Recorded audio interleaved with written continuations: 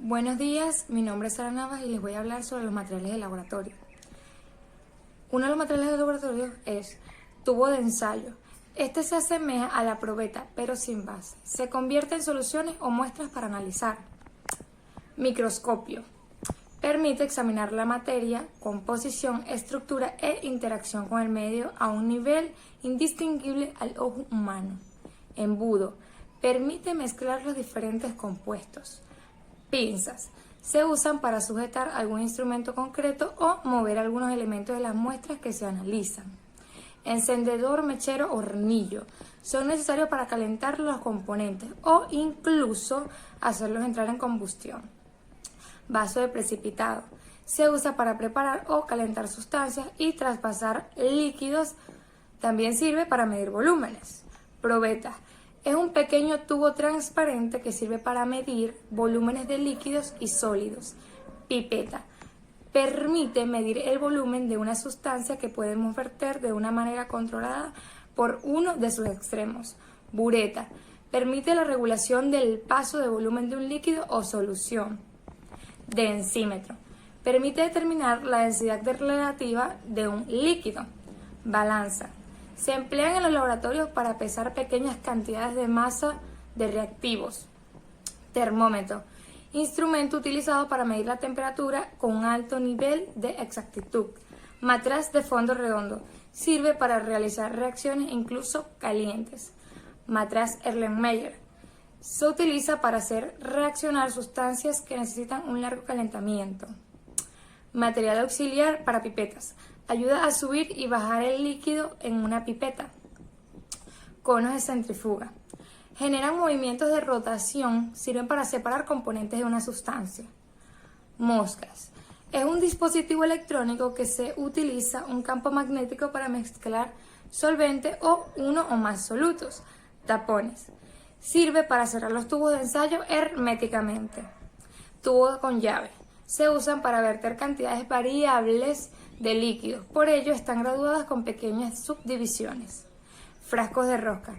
Son frascos adaptados según su utilidad en el laboratorio. Placas de porcelana con cuencos. Sirven para meter en la estufa y no reaccionar con el material o solución que esté en ella. Guantes de látex. Son necesarios para protegerse de sustancias como los ácidos. Proporcionan un manejo seguro y limpio de recipientes de laboratorio. Materiales para medir volumen. Vaso de precipitado, probeta, pipeta y bureta. Materiales para medir densidad. Densímetro y balanza. Materiales para medir temperatura. Termómetro. Materiales para contener. Matraz de fondo redondo, matraz Erlenmeyer y vaso de precipitado. Materiales auxiliares. Material auxiliar para pipeta, conos de centrifuga, moscas, tapones, frascos de rosca, placas de porcelana y guantes de látex. A seguir con las conclusiones, tenemos que el material utilizado para el curso de la química experimental nos dice que actualmente se considera a los materiales de laboratorio indispensables como herramientas de primera necesidad para sacar muestras más precisas en el laboratorio de experimentos científicos.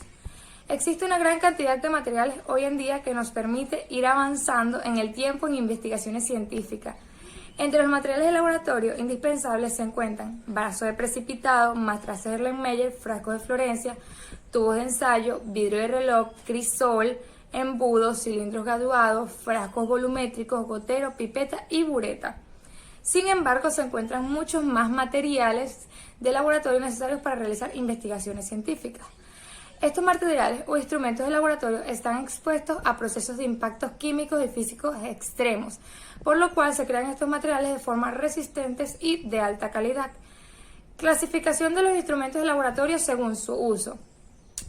En cuanto al abordado con anterioridad, los materiales de laboratorio son creados de forma resistente para impactos químicos y físicos extremos, por lo cual estos se clasifican en diferentes tipos de material, como material de vidrio, serían vaso de precipitado, probeta, matraces, tubo de ensayo, balón de destilación, refrigerante, matraz aforado, pipeta, bureta, embudo, varilla de vidrio, placas de Petri, termómetro y vidrios de reloj. Material de metal. se encuentra el mechero Bunsen, soporte universal, agarradera, aro para embudo, llave de doble tuerca, trípode, rejilla metálica, saca bocados, anza y aguja de disección, material de goma, tapón de goma, propipeta y conexión de goma, material de madera, gravilla, y material de porcelana, mortero y cápsula de porcelana.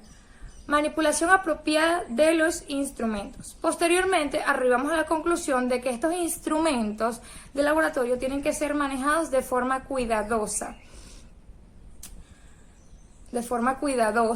ya que causan impactos químicos y físicos extremos, de modo que se tiene que tomar en cuenta que antes de manipular un aparato eléctrico tenemos que desconectarlo de la red eléctrica. No manipular un aparato eléctrico sin que el profesor esté al tanto. No manipular ningún material sin conocer su uso. Tener cuidado con los materiales frágiles como el vidrio.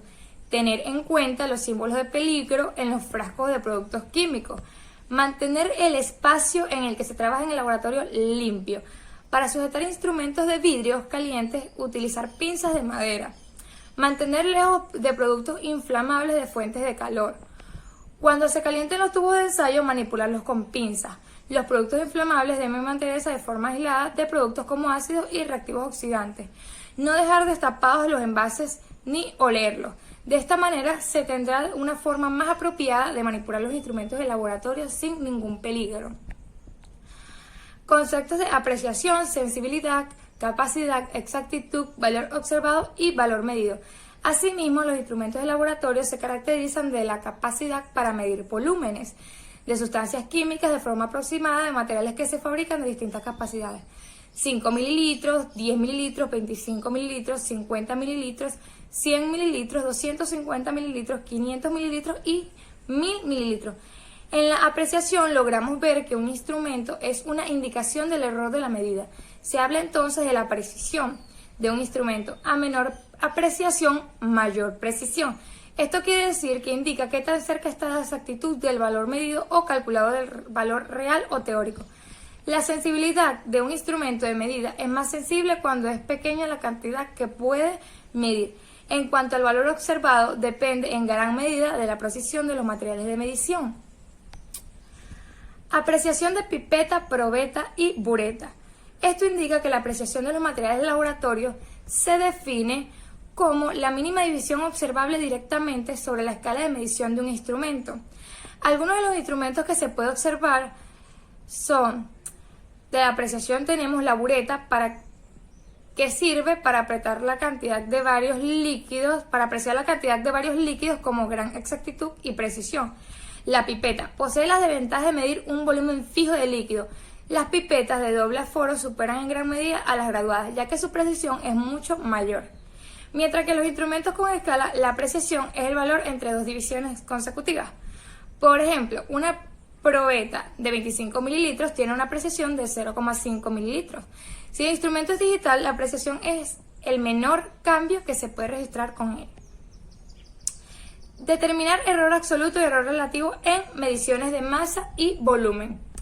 De esta manera, la determinación de las medidas en el error absoluto es la diferencia que existe entre el valor observado o medido y el valor verdadero o más probable de la cantidad medida, medida de exactitud, y se calcula E es igual a valor medido menos valor verdadero, mientras que en el error relativo se expresa en términos de porcentaje que tiene la misión de servir de indicador de la calidad de una medida y se calcula error relativo es igual a E sobre valor verdadero por 100.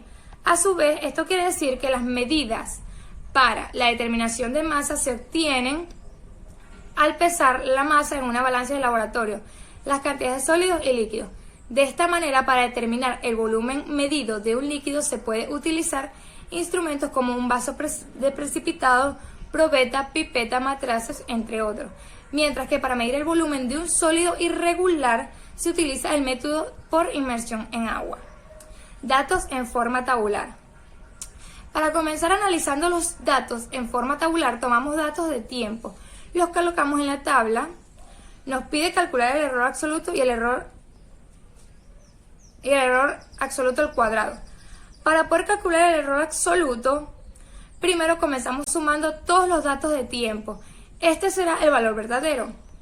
Al obtener el resultado nos da que la suma de todos estos datos de tiempo dividido entre 5 nos da 17,242 segundos.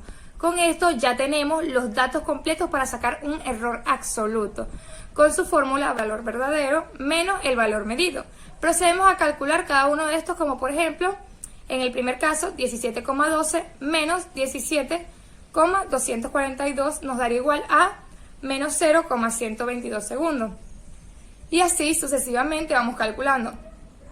Estos resultados los colocamos en la segunda columna para poder seguir resolviendo.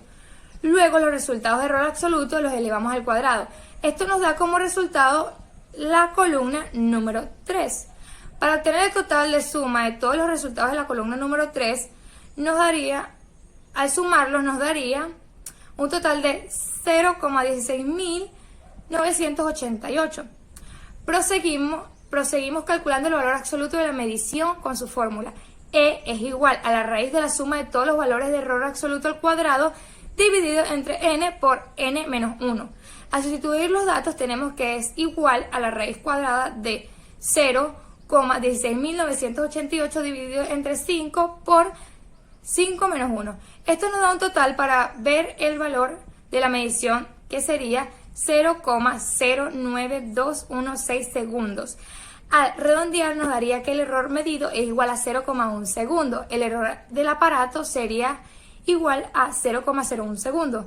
Nos quedaría que para la medida final el valor es igual a 17,242 más menos 0,1 segundos, que esto sería igual a 17,2 más menos 0,1 segundos. Finalmente calculamos el error absoluto. Como su fórmula nos dice que el error relativo es igual a E dividido entre el valor verdadero por 100, al sustituir los datos nos queda que el error relativo es igual a 0,1 dividido entre 17,2 por 100. Nos da un total igual de 0,581395% de error relativo, que sería igual a 0,6% de error relativo al redondearlo. Para finalizar, representamos de forma gráfica los datos obtenidos en la tabla, que nos quedaría de la siguiente manera. De esta manera nos quedarían los valores en la tabla. En el eje Y se colocan los valores de error relativo y en el eje X los valores del tiempo. Esta fue toda mi exposición. Gracias por su atención, profesora.